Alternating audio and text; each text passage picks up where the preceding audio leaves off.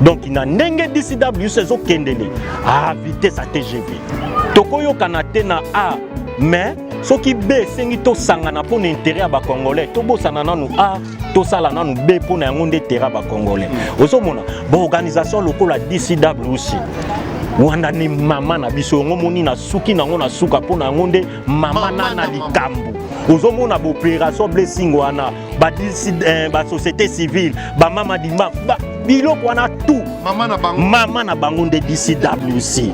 mais naza gardien du temple ya communauté parce que to vécu beaucoup to na monique yozo kokotanga kombo te permettre nga mona tanga kombo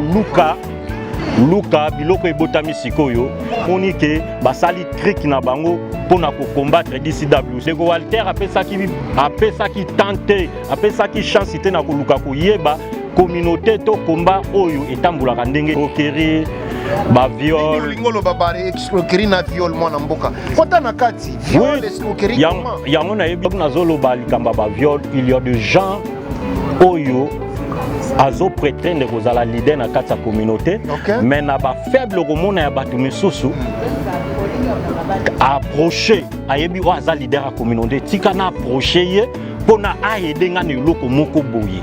mais leader wana ozomona azo take over akomi koluka ko abuse ye ozomona tango ozosala likambo o mutu aza pena na feeling na ngote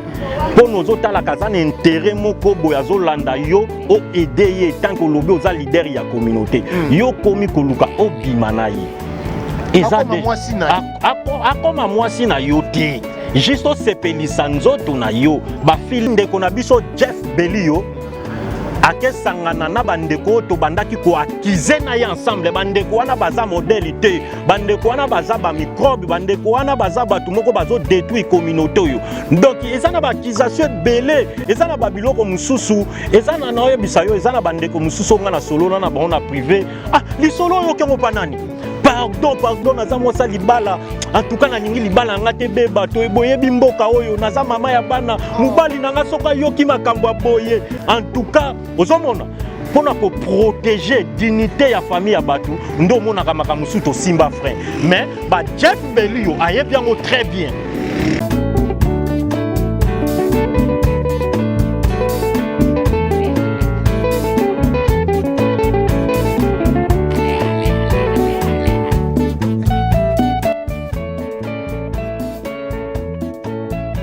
baike bana mboka ndenge bomoni tozali toujours na système ya DCWC na baike bana mboka ba combattant ba membre ya bureau et puis ba membre simple na moni soda munene mbote mwana mboka mbote en tout cas les grands journalistes mwana mama kalanga permettre ngana benga yo malgré eza permis parce que aux journalistes donc faut respecter ko benga mais tant que maman na biso na ndenga maman en tout cas mwana mama kalanga les grands journalistes mbote na yo na sepeli merci mingi na banzi ba mama ba sepeli kombo nani mwana mboka oyo boyoka gardien du temple ya communauté ya mboka oyo yeyo na bengami na kombo Luboya donc famille Luboya eza na mboka oyo ya bien sûr oyebi ke toleki na ba bureau belé on to bi masolo ya combat to ya communauté soki to bi to lo bango ko zwa biso tamulai donc ba bureau oyo eleki eza na makambo oyo basalaki ya malamu na ba oyo pe oyo esalamaki omona pe bandeko mususu basepelaki na ngote mais par rapport ya tamuki oyo tozwi na bureau oyo ezokambama na info ya bakapa Mathieu oyo aza cordon azo kamba DCWC en tout cas ozomona ke bandeko bazo travailler en tout cas batie volonté moko makambo salami na vitesse moko ndenge monaka TGV oyo ki ndenge tolobaka TGV ba vitesse moko donc ya kosakana te en tout cas longoni na bango na pesi bango merci na bonne volonté parce que ça hésité na mboko yo toyebi batu baza na occupation na bango kuna mutawele la train atala tambo alala ke boulot mais en tout cas bureau oyo baza vraiment focus ya kosakana te merci na musala boko sala pona communauté oyo na tomelebe merci mingi ko bureau oyo ya DCWC pona musala bozo sala na bazi batu tu bazo témoigner ezala na Afrique du Sud ezala na Congo ezala partout na mikilinyo surtout bazo lobela DCWC mais to mona ki pe bakutana ki na société civile to moni bazo la te bazo sala musala to mona ki pe bakenda ki Pretoria bazongi bon nino kozala okoloba sir bakutani bango na société civile en tout cas pour na kokuta na société civile na DCWC il faut que premièrement dans chairperson il y a société civile. Premièrement, Azana nous combattant la première ligne. Société civile, en tout cas, équipe Nabino Mobimba, respect Nabino, toujours Moussala qui toque pour la communauté, pour nous avancer. Donc, premièrement, Azana nous combattant. Il y a un peu de qui DCWC Zamama. Mututu, donc, l'organisation est Salama Kezala, Missou Soutilelo, Zako résister, Missou Soutilelo, et Missou Pekoufa. Mais, société civile, donc, ko poussa na pembeni ya DCWC pour na collaborer eza kombo mokondo tolobaka en tout cas toujours pour na lokumu ya communauté toujours pour na l'intérêt ya communauté donc mingi ya kolobeza te place wana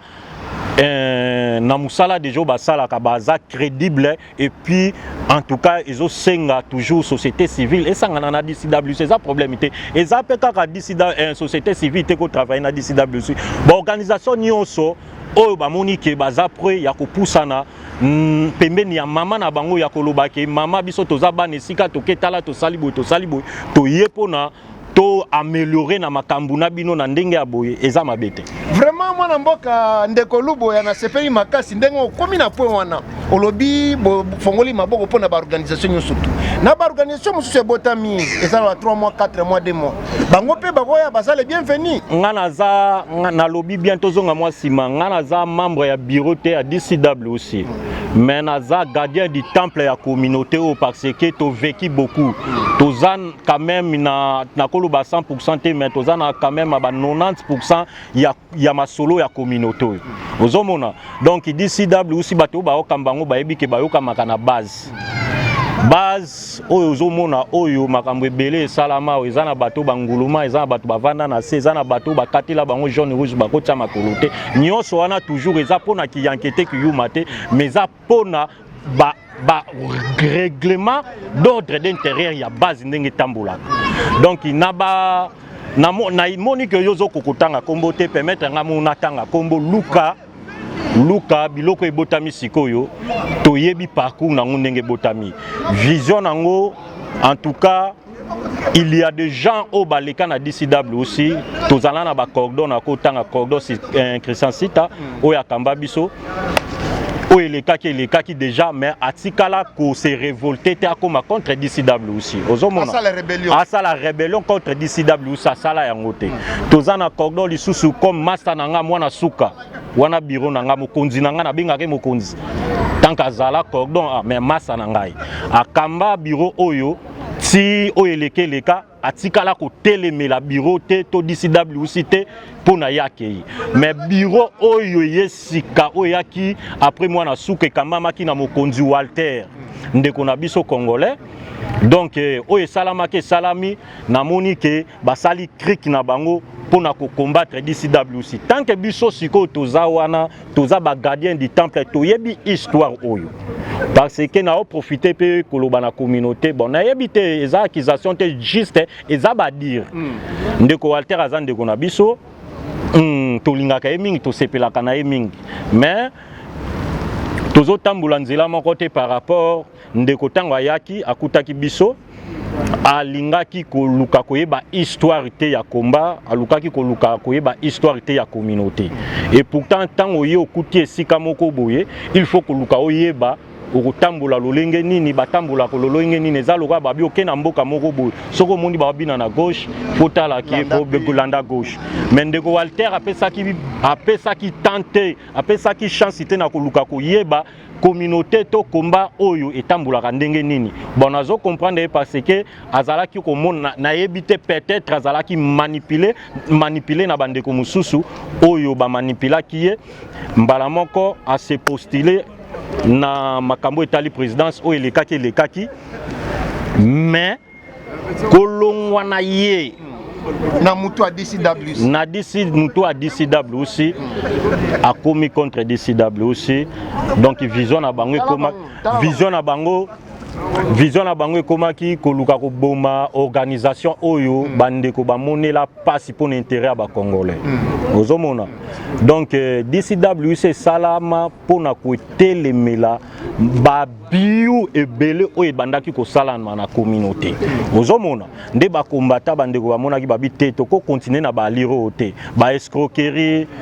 ba viol lingolo babare escroquerie na viol mwana mboka kota na kati viol escroquerie comment yango na yebisi oke communauté toti musika il y a des gens to yebi ke to landa batu misusa ba mbangu na bandaku na bango na ba église na bango pona ba biu omona ya ba viol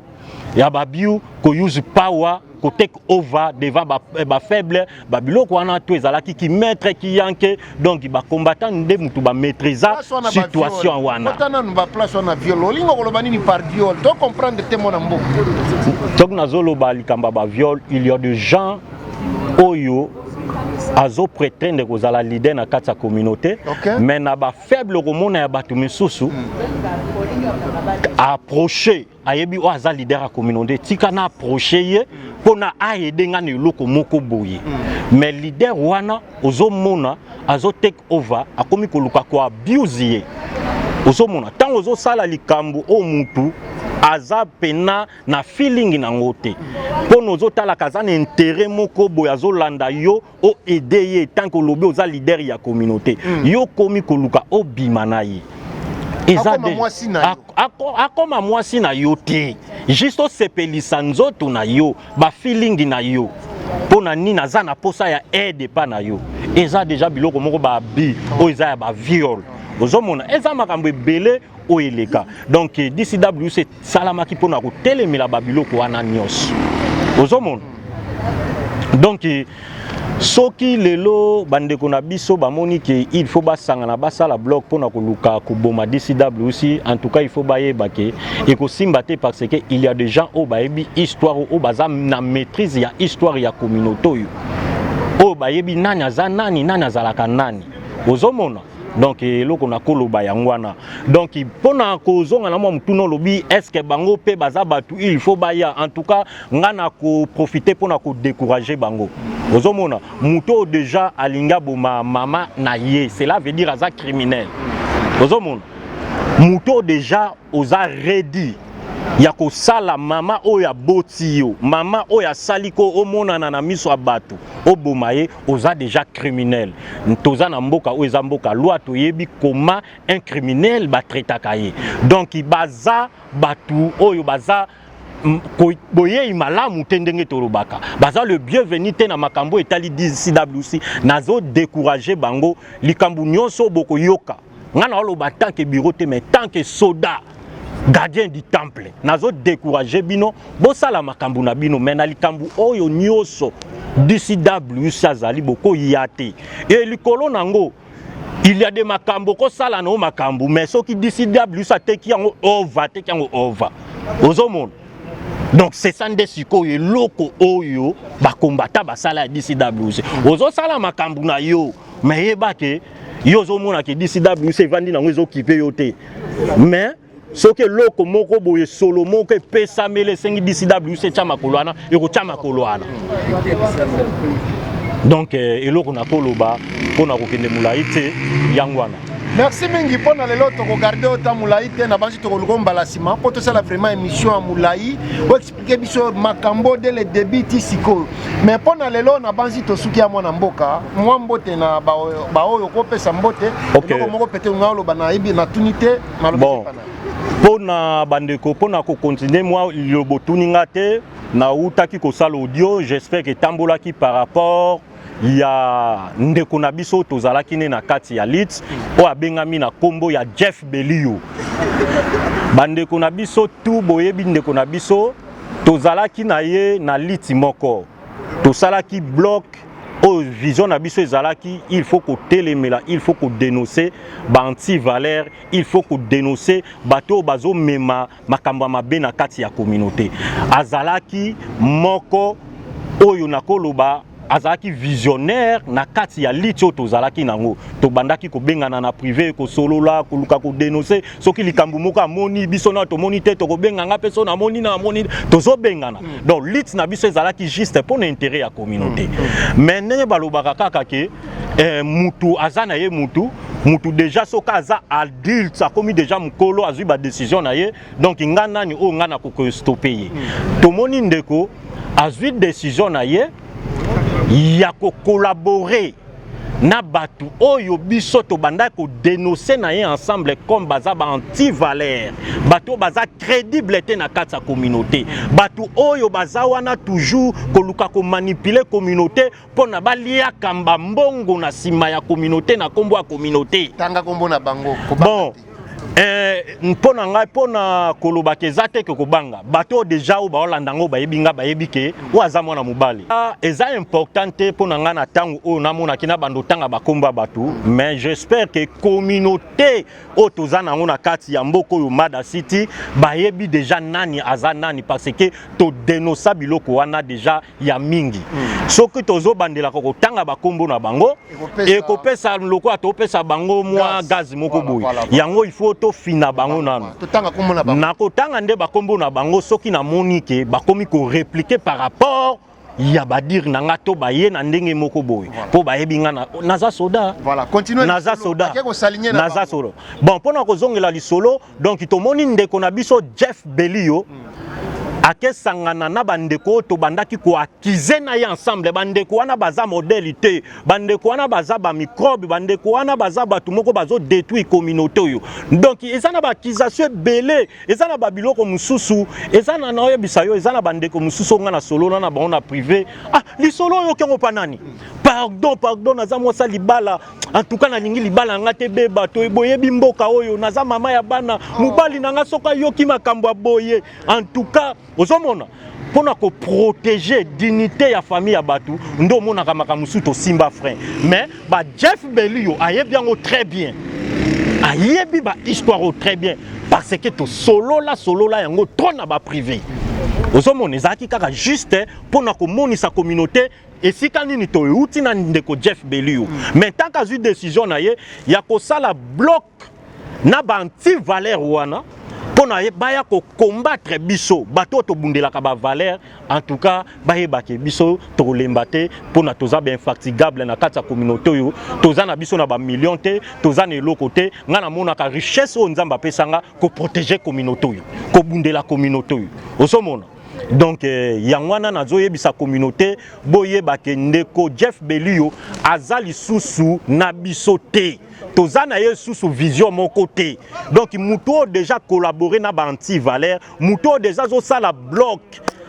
na ba anti-valeur pona ba bundisa biso bato to telemela ka ba anti-valeur cela veut dire a combien anti-valeur cela veut dire ye moko komi microbe ngai na koloba même a komi plus que microbe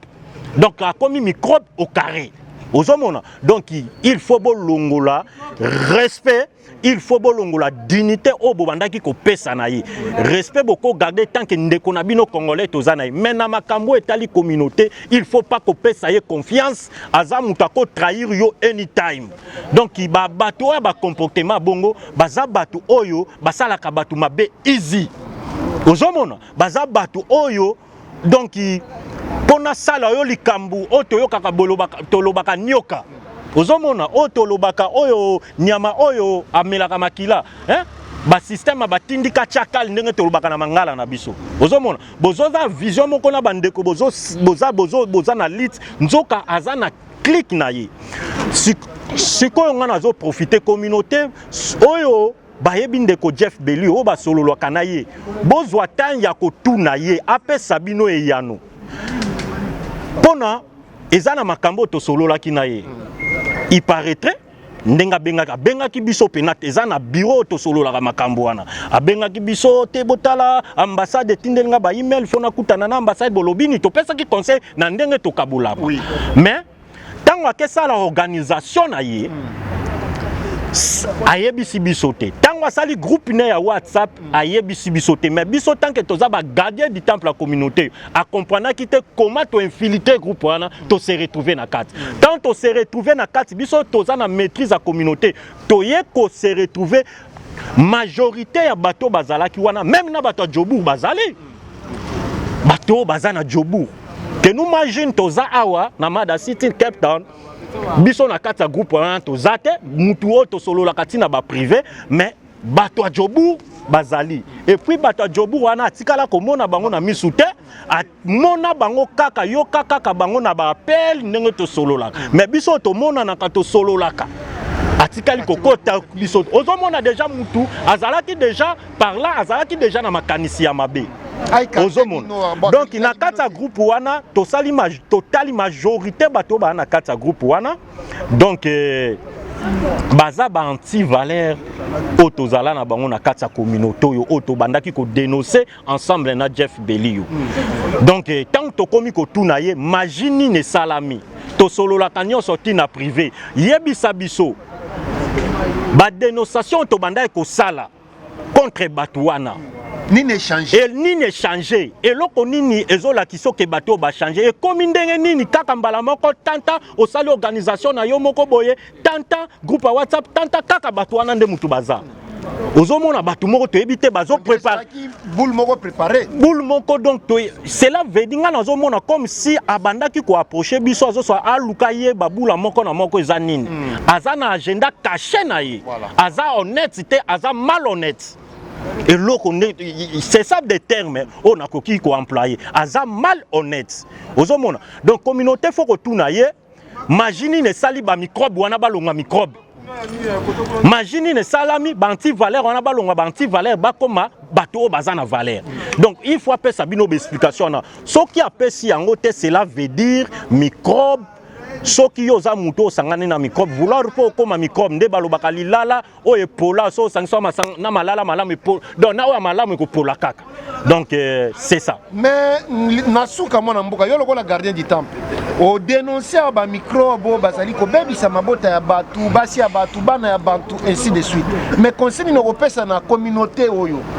azali ko se laisser manipuler pa mutu no sto kola la muki bon alobi ngana sala organisation abengi pe bango bayi conseil no kopesa na bango po bango nde bato abindimani mabilanda landa. OK, par là ndeko journaliste en tout cas merci na mutuna na sepeli nango na ko profiter na yebisa ba parents boza na bana na bino ba parents boza ba responsable en tout cas likambu il faut pas kokota kango kaka ngulungulu ozomona likambu faut ko luka oyeba ozokota vision na bango eza nini lit na bango eza nini ozomona pour le moment nga nazana nous na maîtrise ya communauté oyo na ba organisation oyo na kopé ces exemples opération blessing ya mama Michou ozomona eza organisation moko en tout cas et travaille kapo na ba congolais tozana ba témoignage nazana ba témoignage na yango ozomona na peso monte maître ni Jessica Ozwami o leki na yo petit na yo moko yebi donc opération blessing de ba organisation lokola ba mama di mama ozomona wana eza ba organisation eza ba responsable ya bato bayebi nini bazana ngoposa ba opération locale ba organisation na baki ba opération mais za ba organisation excuse pour na yebi tozo solola c'est normal eza normal ba organisation locale ba DCW aussi o ekambami na Isaya Mumbilo chepese nango ba organisation na yebi te nzambe soko apesi biso batu misatu lokola Isaya Mumbilo na organisation na yewana en tout cas ndeko na na communauté otokoma musika au-delà nyonso mona ke le kakawa soki sérieux un homme sérieux très sérieux soki bo sololi na ye soko sololi no lobitala bo eta bitala elo na loba bo sambela ka pona bato wana nzamba sunga bango ozomona ke mutu donc au-delà nyonso sala makalobaka tokoyo kanate na a mais ce qui B sengi to sangana pour l'intérêt à ba congolais to bosana nanu A to sala nanu B pour na ngonde terrain ba congolais ozomona ba organisation locale la DCW aussi wanda ni mama na biso ngomoni na suki na ngona suka pour na ngonde mama na likambu ozomona ba opération blessing wana ba ba société civile ba mama di ba biloko wana tout mama na bango de DCW aussi donc wana nde masolo parfait azalaka te mais en tout cas to salaka nde effort to zala honnête donc ina ndenge DCW sezo kendele à vitesse à TGV. Merci mingi nga na pesi les sur longonya na ngai pa ya bureau à DCWC balobi boza na vitesse à TGV merci mingi mpona bolingo ya communauté oyo oyo ezalaki désespéré ebaki te kende wapi mais bino koya merci mingi na banzi tosuki ya mpona lelo en tout cas te mwana mboka nasepeli makasi mpona kosilisa na obosana te en tout cas kokata parti oyo te okotindela ngango même napesi joyeux anniversaire na bapetite sœur na ngai donc baza mapasa Nomi Luindula na Sarah Luindula en tout cas bambotama elamu anayebi so baza kitoko moko soki omoni bango bon anniversaire en tout cas ma Brigitte abota bana ma Brigitte vraiment en tout cas nzambe azala na yo nzamba bomba baleki obotelanga basala nga na leli Brigitte merci